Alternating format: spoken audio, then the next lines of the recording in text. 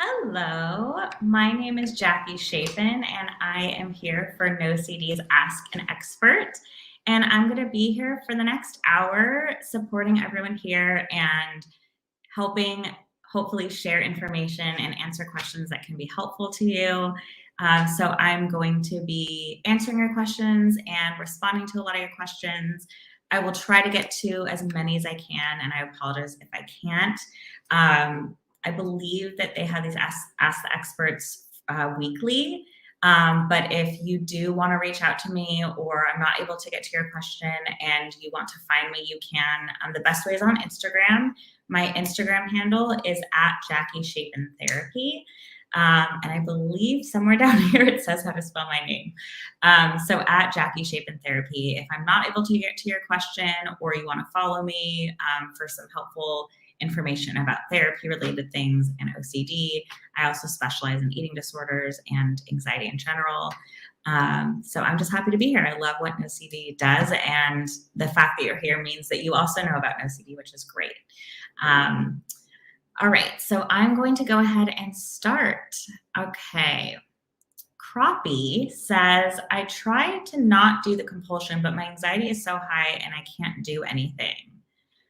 So I'm not sure if you have a question for me, which is totally fine because I appreciate all of you even just sharing how you're feeling. And so I just want to send you compassion that I'm so sorry that you're having this high of anxiety. Having anxiety in general can just be so uncomfortable and so frustrating and difficult. And so I want you to know that I'm happy you're here and I'm happy that you're sharing, and I'm really sorry that the anxiety is so high. When anxiety is really high, one thing that can be helpful, which I kind of just did, is to acknowledge that and to give yourself that compassion. And compassion can also look like acknowledging this is really hard right now, and I'm not going to beat myself up if I'm not perfect at not doing compulsions. So if you do a compulsion, to not beat yourself up about it, because adding judgment and harshness on top of compulsions is not going to help you or motivate you to continue to do the work. So really being gentle with yourself during this time where anxiety is high. And I'm also guessing, and a lot of you probably relate, that anxiety can be really high when you notice that other areas of your life become really stressful, or difficult things are happening in your life. Hello, hi, Nushin Safai. Sorry if I'm saying that wrong. What is your advice on when having blasphemous thoughts and then everything gets contaminated with blasphemy? Days, people, objects, etc. Then I have to avoid them or redo them. So you answered your question. You answered your question in your question to me. The last part you said, then I have to avoid them or redo them. So I'm going to actually show you this picture of the cycle of OCD. It's probably actually backwards on here. I'm not sure, maybe not. Maybe it shows up the right way. Here is the cycle of OCD, and it starts with an obsessive thought. And that is what an obsession is. Anything increases your anxiety. And so you said that you have blasphemous thoughts. Blasphemous thoughts are those obsessive thoughts. And then it sounds like then you have anxiety, and then you also feel like everything gets contaminated with blasphemous thoughts, right? So you have the obsession, your anxiety goes up, and then compulsions happen. And compulsions is anything that you do to try to reduce anxiety. And it's compulsive because it happens again and again and again. If it wasn't a compulsion, you would do it one time and you would not, you wouldn't feel anxious anymore and it wouldn't come back around. But compulsions don't help because they only provide temporary relief. And that is why the cycle continues. And so what research and evidence has showed that works is exposure and response prevention. And exposure and response prevention interrupts the compulsion. We cannot get rid of thoughts. I really wish we could, but we can't get rid of thoughts that just pop in your head. We can't. Everyone has thoughts. Everyone has blasphemous thoughts. Everyone has these thoughts that you may have to stress over. The difference between someone who has anxiety or OCD and someone who does not is your reaction to the thoughts. So we can't get rid of thoughts. We also can't get rid of feelings, and we need feelings. Feelings are, I could go off about how feelings are really helpful and beneficial, even if we don't like them and they're icky. We can't get rid of feelings though. What we can get rid of is the compulsion.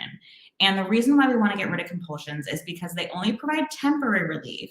And because the more we do compulsions, the more we're showing our brain and creating these neural pathways that aren't helpful. The more we do compulsions, the more we're reinforcing that we need to do them. And then our brain thinks that they're doing something when they're not. So exposure and response prevention, the idea is feeling the anxiety and not doing something about it, not doing the compulsions about it. And so that was a really long explanation. I apologize for saying that. Please don't try to avoid or redo them. Avoidance is a compulsion. Redoing a thought is a mental compulsion. So what I want you to do is I want you to try to sit with the uncertainty or sit with the discomfort about these blasphemous thoughts. Okay, so I want you to have them and not try to solve them and not try to figure them out or figure out why you have them. I want you to sit with this just uncertainty and possibility and not avoid people or objects or things, even though there's a part of you that feels like you need to. Anytime you feel an urgency about anxiety, like this, I have anxiety, I need to do X, Y, and Z, that's a red flag for that being a compulsion. Hi, star 2B5394 says, I recently made a mistake that hurt my fiance and I. My OCD keeps saying, you made this mistake once, what's to stop you from doing it again? Any advice on ERP for this and how to get over the guilt? So I don't want you to try to get over the guilt. I want you to try to accept that you feel guilt. Guilt is a helpful emotion. It means that you care. It means that you have feelings. That doesn't mean that you should feel guilt or please feel guilt. It just means instead of trying to get over the guilt, can you accept and have compassion for yourself that you feel guilt? As for ERP for this, ERP would look like having these thoughts, right? I made this mistake. You know, you said I have the thought of, I made the mistake. What's going to stop me from doing it again? Response prevention is probably the most important part of ERP, because response prevention is not having compulsions. It's having you feel exposed to anxiety, and your response prevention is doing something to not have a compulsion. So what you would do is you would have this thought, you made a mistake, what's to stop you from doing it again? And you would not do something compulsive about it. Instead, you can notice. So there's like a 3-step I always talk about. Notice, which can sound like I'm noticing I'm having the thought that. And when you say I'm noticing I'm having the thought that, it creates a little bit of space between you and the thought, and it helps diffuse you from your thoughts, even if it's a little bit. So step one is I'm noticing I'm having the thought that I made a mistake and I might have a mistake again. And the next is, okay, I'm going to notice that. And I'm going to notice how I feel in my body. Like, oh, I feel it in my chest and it feels really tight. I'm noticing this anxiety feels that way. And then asking yourself, what would I do if I wasn't having this thought? What would I do? Because right now I'm having the thought, I'm probably not engaging in my values or in my life. I'm sitting having this thought. And instead of ruminating about it or having a compulsion, whether it's behavioral or mental or whatever your compulsions might be, or avoidance, you're going to go just do the things that you want to do in your life. So that would be my advice for ERP. If you're trying to think of actual exposures, exposure might be purposely imagining yourself making another, I'm saying mistake because you said the word mistake.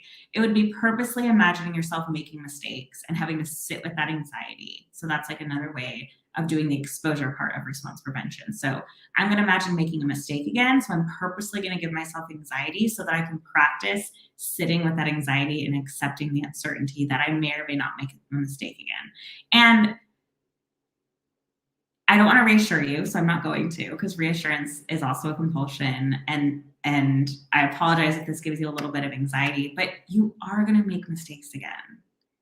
This is your fiance. This is someone you're going to spend so much time with in your life. You are going to make mistakes. And so part of this work is accepting imperfection and accepting that mistakes are going to happen. And what's really great is that having mistakes happen and having repair and having healthy communication with your fiance, that's going to strengthen your relationship more than if you never had, any mistakes happen. So I hope that was helpful, Star. Crappie's just commenting, I try not to do the compulsion, but my anxiety is so high. Again, kind of going back to what I said, I want you to have compassion. There doesn't have to be perfection in this. And so if you do compulsion sometimes, it doesn't mean you're saying it's okay that I always do compulsions. It's saying, you know what, it's okay that I just did it right now. What can I do moving forward that's going to help me? Where can I get support on practicing having anxiety that's high and still not performing the compulsion? And that might come from resources like seeing a therapist who specializes in exposure response prevention, and maybe from utilizing NoCD, and maybe from utilizing books that you're reading, as long as they're not compulsions. Why do intrusive thoughts feel like they are real and will act on them? So I don't want to go too far into this, because you could probably go into your own personal stories of like why something feels real. But OCD is basically a brain disorder. And so it feels real because your brain is sending out these signals of alarm, just like it does when you're in real danger. So the part of your brain that sends out fight, flight, freeze, that sends out the danger response, when it puts that out there, it's not distinguishing between what is actual real danger or not. So that's why it feels real, because that part of your brain that tells you if there really is danger or not, it goes off even when there isn't. And hopefully that answers why it feels so real. And it's valid. Like, just because they feel real doesn't mean they are, but I know that feeling is really hard to have and to like not do something about. Bailey brought up how to deal with guilt and OCD. I think acknowledging the guilt is really helpful, being able to label and notice like, oh, I'm feeling a lot of guilt. Self-compassion is really help with feeling guilt. You can utilize guilt just like you can with anxiety or distress, feeling it, acknowledging it, accepting it, instead of trying to get rid of it or trying to punish yourself or do a compulsion for it. Can you allow yourself to feel guilt and acknowledge how it physically feels in your body without having to do a compulsion? Is how I would work with guilt. And I say work with guilt because guilt, just like any emotion, is healthy. All emotions are healthy. There's nothing wrong with emotions. It's how we respond to them that can be hurtful. Oh, wow, there's a lot more questions on here than I thought, so I'll try to go a little bit quicker. Sammy Travis says, I have perfectionism OCD and I find myself seeking perfection in my recovery, like never giving into a compulsion. And when I do, I beat myself up about it. What would you recommend to do about that? So I believe I was kind of answering your question while I was going through some other questions. So hopefully you've been here and you've been listening, because I basically answered this when I was talking about not beating yourself up about it. And if you're kind of like, well, how do I do that? One, noticing when you're beating yourself up so that you can say, oh man, I noticed that I just said X, Y, and Z, and that's not nice. And what would be nice? Can you give yourself compassion? Can you do nice things for yourself? Not just, but when you when you do a compulsion. I don't want it to become another compulsion, but if you notice that when you do a compulsion, you're like, oh my God, I'm such a blank for doing this compulsion. Can you be like, oh man, I noticed I just beat myself up. I don't want to reinforce that behavior. So you know what would feel really good right now?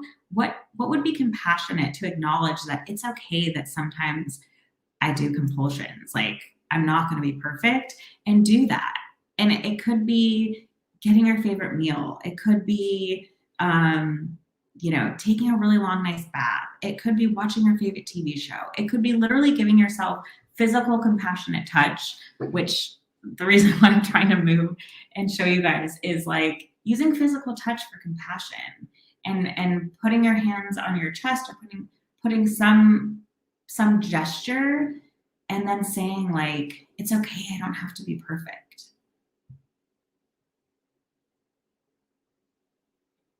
Bailey, how to stop compulsions that seem so automatic. The first step here is trying to increase your awareness to when they happen. Excuse me, hiccups. So what you can do first is think back, when have I noticed that these compulsions happened? What was I doing right before? So figuring out some of the triggers so that you can help increase awareness so that the next time the obsession happens, that you can be like, oh, there's that obsession. Normally I do this compulsion. So increasing awareness. I struggle with ROCD. If too much time elapses when my partner and I don't text, call, see each other, my brain tells me there's something to worry about and a relationship may be doomed. Scott, I feel for you. Whether you have ROCD or not, it can be hard to be in a relationship. Relationships are tough, and connecting with someone and having trust and getting through your day, it can be really tough. So I want to first acknowledge that. And then what I'd want to say is, kind of like I've been sharing, can you acknowledge this worry and notice and say like, oh man, I'm noticing that I'm having worries, or I'm noticing that I'm having the thought that, whatever the thought is, because, my partner hasn't done this. And I also know I have ROCD. And so what do I want to do right now? What's going to be helpful for me? And I don't know what your compulsions are. I don't know if you have magical thinking and it makes you do kind of behavioral things. I don't know if I don't know what your compulsions are, but can you create time between the anxiety, the worry, the obsession, and the compulsion if they're behavioral?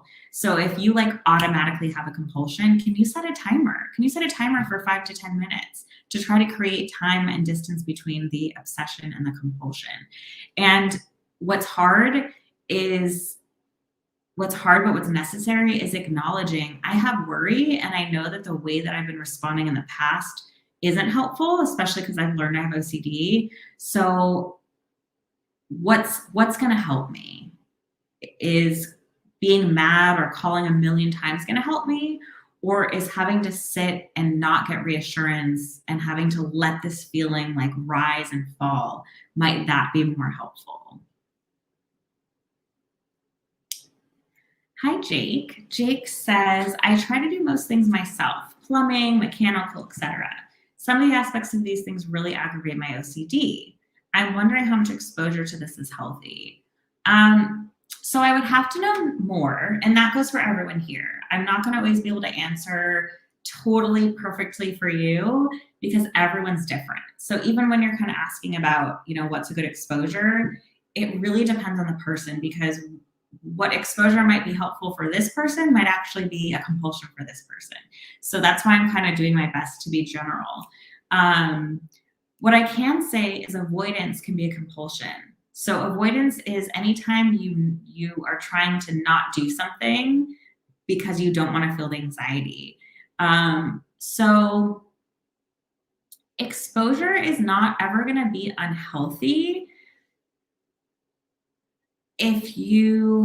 Exposure is not going to ever really be unhealthy. What can happen though is like, if you're constantly doing 10 out of 10 exposures and you're feeling like so much distress and pain, that much stress and pain is not good for your body. And that's why you don't ever want something to be 24/7. And you want to also like work your way up. So again, I feel like I can't really give you a good response because I don't know your story. I don't know exactly what's going on. But it sounds like if something's aggravating your OCD, I wonder if you can reframe it to be like, oh, wow, this triggers my OCD. This makes me feel uncomfortable. And wow, that's very strong of me for being able to face it and not avoid it. But I am curious to hear a little bit more about this for you. But I hope that was helpful. And if it wasn't, I hope that you have someone that you are able to kind of go over this with. But avoidance can become a compulsion. And so it wouldn't be helpful to all of a sudden avoid doing all these things that you do yourself. Scott said, I'm sorry, I think you said back on the ROCD, you said, my brain tells me there's something to worry about in a relationship, maybe doomed, even though the evidence is to the contrary. Okay. So hopefully my response was helpful. Sophie, hello, says, I don't have thoughts much anymore, more so automatic reactions, feelings to certain things, but I have constant awareness of the anxiety. How do I just accept this awareness without causing thoughts? So you can't control your thoughts. You cannot control your thoughts. It sounds like you're saying I have constant awareness. I'm wondering if you mean you have constant thoughts about your feelings. And again, you can't get rid of your thoughts, but you can acknowledge them. What can be helpful is actually purposely trying to bring them on to show your OCD that you're not afraid of it. So instead of like, oh my God, I don't want to have these thoughts. How do I not have thoughts?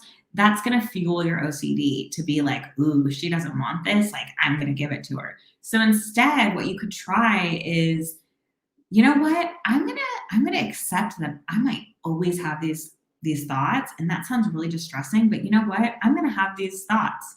I'm going to maybe have some on purpose right now, and you purposely bring them on. Or, you know what? I may always feel this automatic reaction. I'm going to describe it in my body. I'm going to really get to know how it feels. And I'm going to notice and observe and use compassion. Like, oh, this is really hard to feel, and I'm still going to feel it. And so not trying to get rid of thoughts, because we can't get rid of thoughts. I don't know if you're saying your thoughts are compulsions or obsessions, but if they're compulsions, that's separate. But obsessions, you cannot get rid of the things that pop in your head. But what you can do is not beat yourself up for them, and it's to let yourself feel them, because the more you can let yourself feel something you don't want to feel, you will notice that the feeling goes up, like in distress level, like it might get worse. But if you can really be with it and not have a compulsion, you will see that it will go down. It may take minutes, it may take hours, it may take a day, it may take days, but feelings do not last forever. So it won't even last. There's no way it could be 24 hours. There's going to be little moments where you don't feel it. Cam Rogers, hi Jackie, thanks for your insight. The toughest compulsion for me to shake during ERP is rumination. I feel like I may not be making the progress I'd like. What would be your advice? So rumination is a mental compulsion. A mental compulsion is anything that you do that people can't observe, that happens in your mind, that is in response to an obsession or as a way to try to decrease anxiety. And so I call mental rumination figuring it out. And mental compulsions, look at it just like a behavioral compulsion. Notice it, pause, and you can ask yourself, like, what would be helpful right now? So acknowledging it and then moving towards your values. So can you be aware of the rumination? Can you even say out loud, like, I am ruminating right now. I am noticing that I'm ruminating right now. Man, this is tough. What would I want to be doing if I wasn't ruminating right now? Or you know what, I'm not going to figure this out. I'm going to sit with the uncertainty. One thing that I would love to share with everyone that I've learned more language around is what's called non-engagement responses. And I share a lot of these examples already, but sometimes it's helpful to learn it in a new way, or to have like a new kind of label for it. And so non-engagement responses, there's 4 different kinds. There's affirmation of anxiety, affirmation of uncertainty, affirmation of possibility, and affirmation of difficulty. And non-engagement responses are a way to respond to your obsessions without engaging in them and being a compulsion. And so examples, and I've shared these before, I've just never really given them these titles, but affirmation of anxiety sounds like saying, I'm feeling really anxious about that. So if you're like, oh man, like, I haven't heard from my partner, they haven't texted me back, like, oh, like, when are they going to text me back? Affirmation of anxiety would be, man, I'm feeling really anxious about that. That just basically affirming your feelings. Man, I'm feeling anxious about that. Affirmation of uncertainty is accepting that you're not going to be able to figure it out. And it can sound like, quote, I'm not going to know right now. I'm not going to know. I'm not going to know for sure whether or not this or this is happening. I'm not going to know whether or not our relationship's going to work out or not. And I'm going to have to sit with that uncertainty because I want to be with my partner and I'm choosing to be with them. And so I'm going to have to sit with this uncertainty. And you know what? Maybe I'll hear from them now. Maybe I'll see them later. I'm going to have to go towards my values on this one because it's not helpful for me to just sit and ruminate. Affirmation of possibility sounds like maybe, maybe not, which I'm sure a lot of you have heard of as an example of how to respond to thoughts. Maybe, I don't know. Maybe it will happen. Maybe it won't. Anything's possible. Instead of showing your OCD that you're really scared. The last one, affirmation of difficulty, is simple. It's, man, that would suck. Clearly that would suck. So even Cam, I don't know I don't know what you're ruminating about, but whatever you're ruminating about, I'm sure it sucks that you're ruminating about it. So I'm sure this would apply of like, man, I'm ruminating right now about X, Y, and Z, and it really sucks. It can also be, what if my partner with our OCD, relationship OCD, what if my partner never writes me back and they disappear? What if I don't hear from them? What if we don't work out? You're not a cold person who's, going to just not be upset about it. You're going to feel upset and you can say, man, I'm feeling really upset about this. And that would really suck if our relationship didn't work out. I'm not going to go into figuring it out or all these what ifs because it's not helpful. But what I am going to do is acknowledge that would suck. And I'm just going to keep acknowledging that, yeah, that would suck. But I'm not going to go into it. Hope that was helpful, Kim. Zamal, I hope I'm saying that right, says the vast majority of my compulsions are mental. Is there some technique I can use in order to not do that? So hopefully that answered your question. So that one technique is using these non-engagement responses, which are different ways of responding to your obsessions instead of the compulsions you're doing right now. Mental compulsions can be ruminating, so figuring something out. It could be mentally reviewing the past. It could be counting. It could be praying. Anything you're doing in your mind to try to decrease or neutralize a thought. And so using those non-engagement responses is one way. Another way is acknowledging, noticing it, and then taking action towards your values. So a question I like to ask that is going to prompt you with what that means is, what would I be doing if I wasn't having this urge to compulse right now?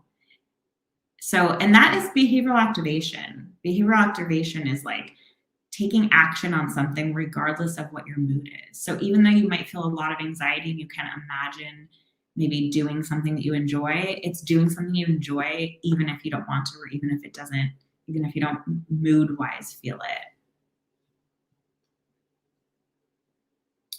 All right, hopeless. Oh, I'm sorry that that's your title. I hope that I hope that I have hope for you is basically what I'll say. Hopeless says, I had a dream about what a SXL action. I don't know what that means. I felt like I could control my dream, and that is making me so sick because I feel like I could have done something to stop what I dreamt to happen, but I didn't. I feel so guilty. What can I do? So I'm not sure I'm here. I hope that I'm getting this right. And if I'm not, I apologize. But it sounds like you're saying that you had a dream that you felt like you can control. And because you feel like you could have done something to stop what you dreamt about and you didn't, you are feeling guilty. We can't control our dreams. That might not be helpful because that might be reassurance, but we can't control our dreams. And there's so many different reasons why we might have dreams about something. And it's not really helpful to try to figure out why we necessarily had a dream, unless it's not a compulsion, unless you're just kind of like, oh, I know why I dreamed about that. I watched a murder mystery and it makes sense that maybe I dreamed about a murder or whatever. But if you're kind of ruminating about this dream, that's not going to be helpful. And so I can't take away the guilt that you have. I can't take away this like feeling you have that you could control something. But I think the response that would be helpful is to accept the discomfort, accept the guilt, and use compassion, because you can't control your dreams. And if that is a common obsession for you of like controlling your dreams or not, telling yourself I can't control my dreams isn't going to be helpful. So I apologize. That's reassurance. What can be helpful is, you know what? Maybe I can control my dreams, and maybe I could have done something to stop them. I'm going to have to sit with that and feel this wave of anxiety pass, because feelings always pass. So I want to encourage you to sit with those feelings and not have to do something about them. One way to sit with your feelings, because I know that we say sit a lot and that doesn't mean that you just literally sit and do nothing. One way to sit with your feelings is to acknowledge them. So like, I'm noticing I'm feeling this, and to do a body scan and notice how you feel in your body. So when you say, I felt like I could control the dream, or I feel guilt, where do you feel those things physically in your body? Let's see. Oh, I'm not getting to everybody. I'm sorry. I'm going to jump around a little bit, I think.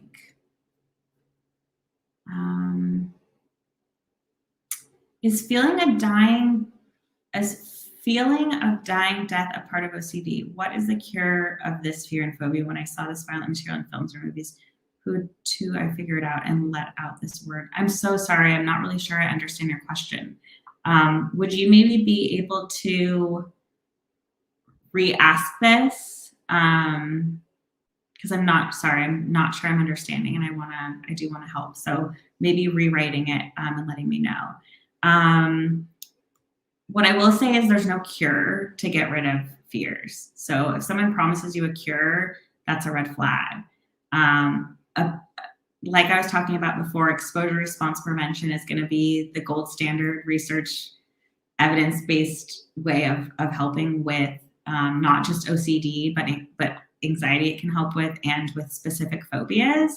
And so slowly exposing yourself to this fear and not having a compulsion is going to be my broad answer for how to help with this. Angela says, what do you mean by avoidance is a compulsion? If so, how do you stop it? I'm 44 and just diagnosed last week. Angela, thank you so much for being here.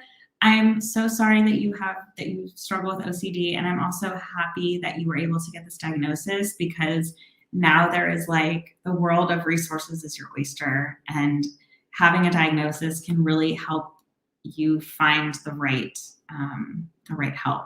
So there are 5 different types of compulsions. And again, compulsion is something you do to try to decrease your anxiety. There are mental compulsions, there's behavioral compulsions, reassurance seeking is a compulsion, self-punishment can be a compulsion, and avoidance can be a compulsion. And so again, avoidance is not doing things because you're not doing things as a way to get away from feeling anxiety. So for instance, if someone that has social anxiety, avoidance would be never going out. And that avoidance isn't helpful, because that avoidance, one, it is wrongly reinforcing that avoidance is helpful when it's not. It's also going to take you away from a fulfilling life of things that you want to do. And the more you avoid something that gives you anxiety, the more difficult it's going to be to start doing those things again. Like that anticipatory anxiety is going to get higher the more we avoid something. If you want to share maybe your OCD theme, then maybe I can help express what avoidance might look like. But for some people, it might be like they have contamination OCD and they have magical thinking about, they're just, contamination. So they avoid doing a lot of things where they might then feel contaminated. They might avoid going outside. They might avoid certain places or people that make them think or feel contaminated. Avoidance might be avoiding certain foods because you think those foods are bad or are going to get you sick. Avoidance for someone with ROCD, with relationship OCD, like they might never date, or they might avoid going on dates, or they might avoid being themselves. Avoidance can be like, it can mean so many different things. So if you do want to share a little bit more, hopefully I can elaborate.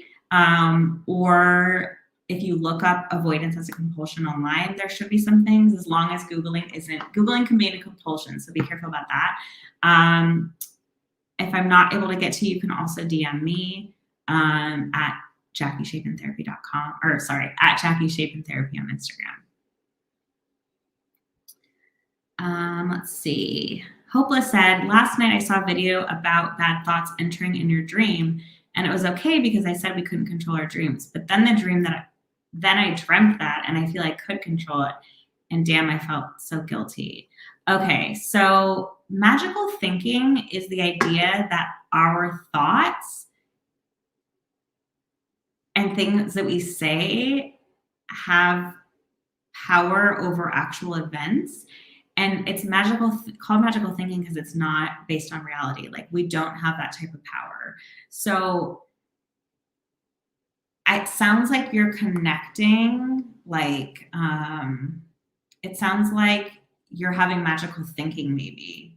Again, I'm not really sure because I'm just going off of this one thing, but it sounds like you're saying like, oh man, like maybe I can control my dream because last night I said we couldn't. And like, look, I dreamed about this thing. So it sounds like you're trying to rationalize why something happened instead of just accepting that things randomly can happen. Cesium says, I have contamination-specific OCD. My best friend was recently diagnosed with an extremely rare immune disease. My compulsions feel like they make sense and are protective with the pandemic. How can I differentiate between the compulsions that are actually helpful and ones that aren't? If it's a compulsion, it's probably not helpful, even if it seems like it might be. So if it is actually helpful, then it's probably not a compulsion. It's probably something else. I'm really sorry to hear about your friend. So if the part that says they feel like they might make sense, basically when it comes to contamination, it sounds like, one, checking out a source that you trust, just one, like maybe the Center for Disease Control, and following what that says and not doing more than that. It could also be asking your friend asking your friend what they feel is going to help them, or what they feel is going to help them from maybe getting exposed to something that would be not helpful for them, and not doing more than that. I would probably need to know more. So I would encourage you to talk to your therapist about this, or support about this, because I would need to know more in order to answer the specific question. I get where contamination can feel tricky because you might read things, or you might be feeling like the things you're doing are helpful. So I think it just depends on, something's a compulsion when it's getting in the way of your life, or it's getting in the way of your quality of life, or it's having a negative impact on like relationships or work or your everyday life. So if it's getting in the way of those things, where it's negatively impacting you or even other people, then it isn't going to be helpful. Okay, Hadi says, I won't stop thinking while I'm driving. I always get thoughts about past mistakes I made while I drive. I tried to not engage, but then I think I wasn't paying attention to the road. So it says, I try not to engage. So I want you to try to use some of those engagement responses that I was talking about. It might sound like, man, I cannot stop thinking right now. I'm noticing that I can't stop thinking, and man, this really sucks. And wow, I'm feeling anxiety because I can't stop thinking while driving. You know what? I really value my safety. And so I'm going to try to engage in the road. And I'm going to try to really focus on the directions of where I'm going. And each time I have this thought, I'm going to try to notice and acknowledge there's that thought. I'm going to focus on the road again and, checking your safety.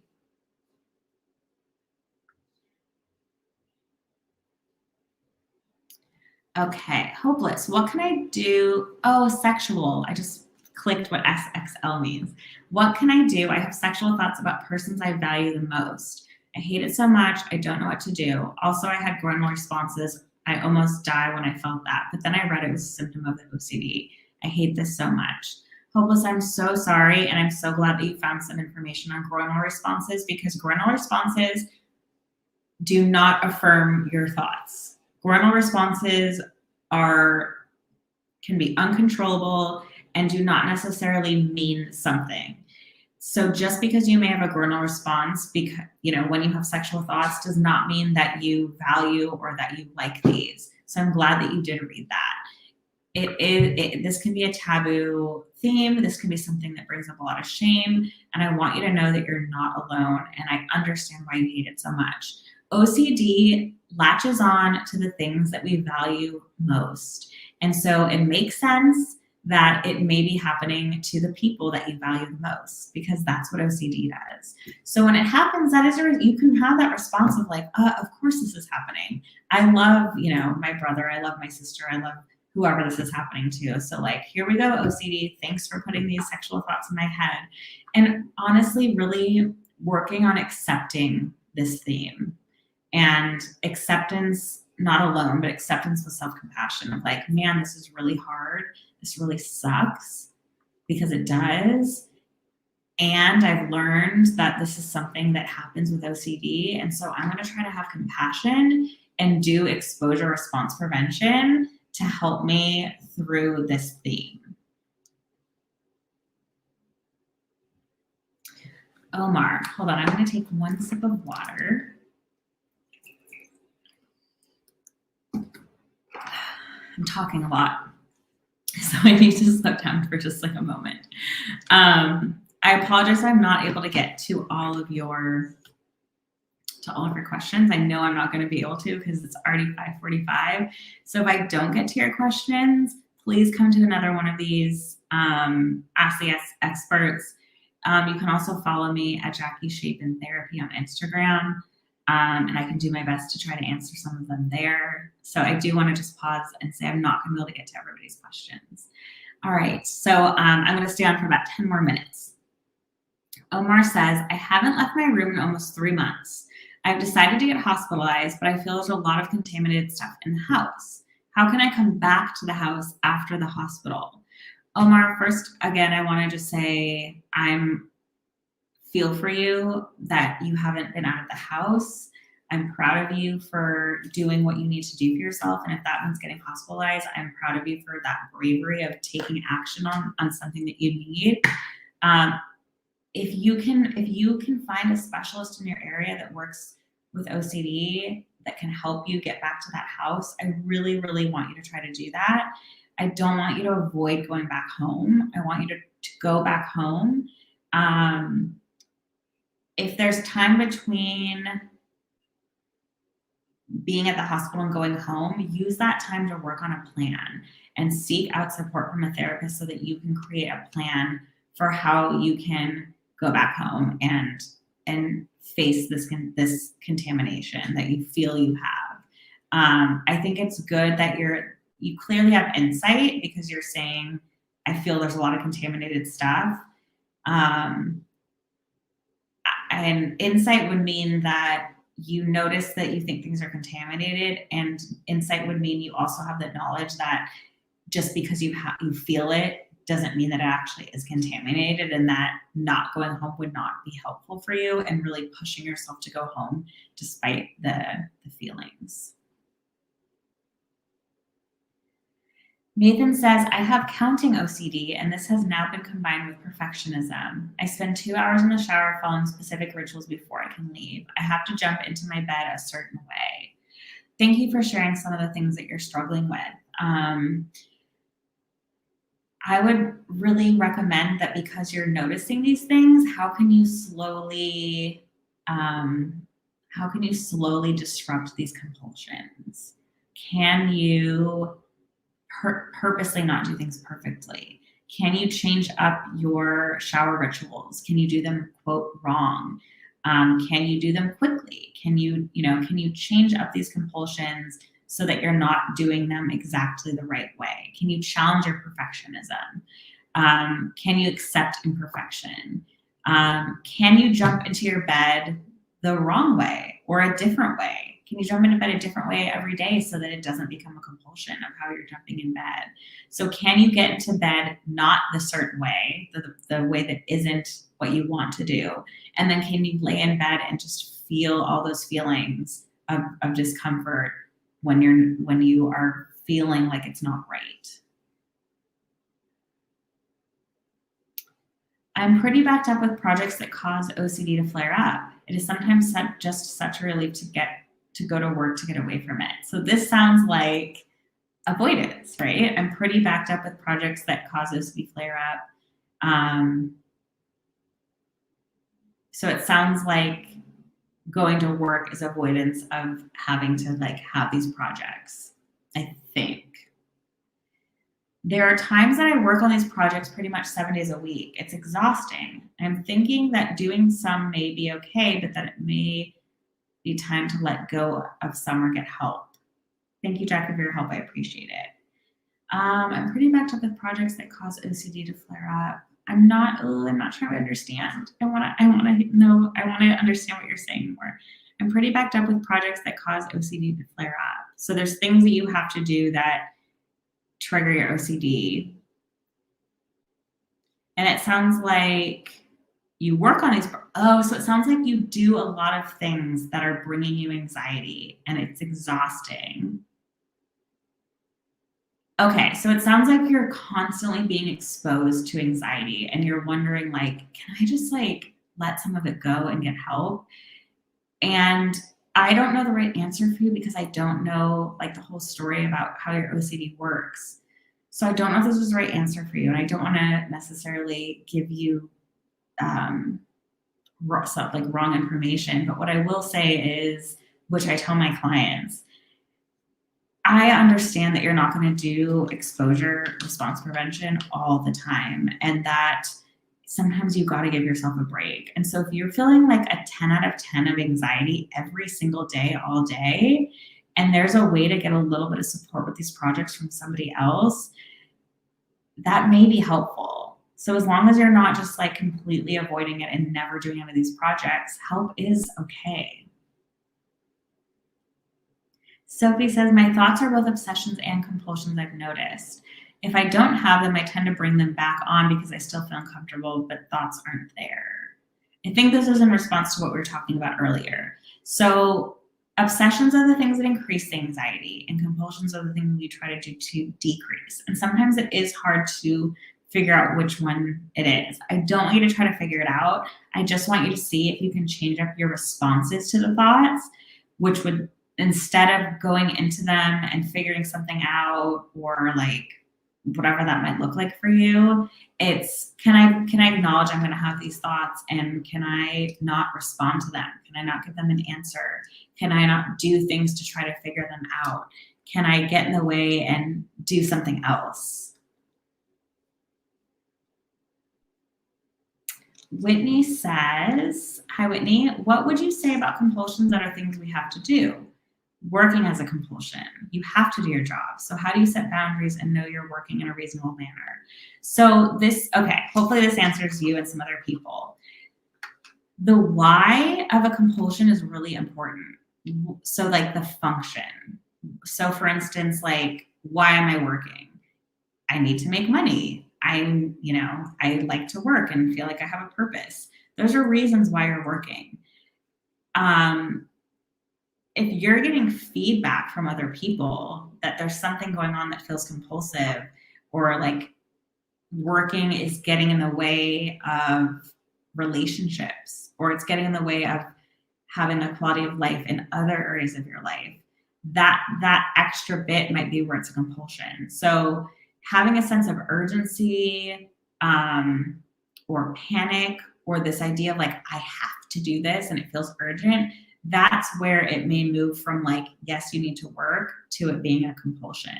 So you're totally right. I'm sure working, it like the word working isn't your compulsion.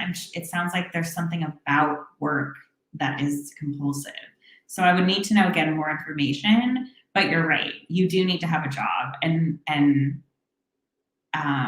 not working to avoid compulsions could also be another compulsion of avoidance.